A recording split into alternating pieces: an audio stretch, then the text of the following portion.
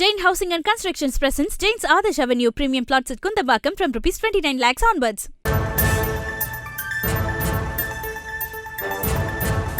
100 கோடி ரூபாய் மான நஷ்டஈடு கேட்டு கிரிக்கெட் வீரர் தோனி தொடர்ந்த வழக்கின் தீர்ப்பு ஒத்திவைக்கப்பட்டிருக்கிறது.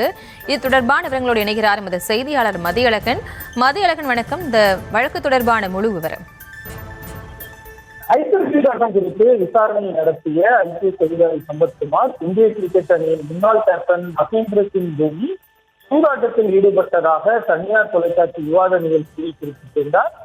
இதன் மூலம் தனது பெயருக்கு களங்கம் ஏற்படுத்தியதாக கூறி 100 கோடி ரூபாய் மான நஷ்டஈடு கேட்டு ஐபிஎஸ் அதிகாரி சம்பத்குமார் தனியார் தொலைக்காட்சிக்கு எதிராக மகேந்திர சிங் தோனி 2014ஆம் ஆண்டு சென்னை நீதிமன்றத்தில் தாக்கல் செய்திருந்தார். தோனியின் வழக்கை நிராகரித்து கூறி ஐபிஎஸ் அதிகாரி சம்பத்குமார் தாக்கல் செய்த மனுவை விசாரித்த தனி நீதிபதி சாட்சி விசாரணை தொடங்கியுள்ள நிலையில் இந்த மனுவை ஏற்றுக்கொண்டால் பிரதான வழக்கில் முடிவுக்கு வர இன்னும் பல ஆண்டுகள் ஆகும் என மனுவை தள்ளுபடி செய்து உத்தரவிட்டது.